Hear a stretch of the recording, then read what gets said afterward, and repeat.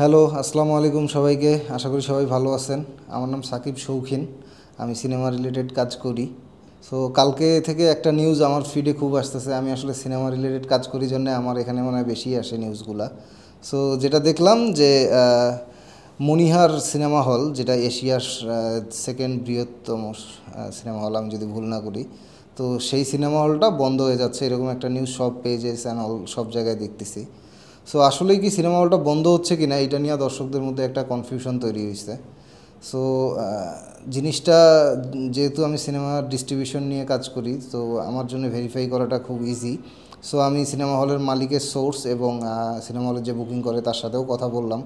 So তাদের যেটা ভাষ্য সেটা হচ্ছে যে সিনেমা হলটা ভাঙতেছে না।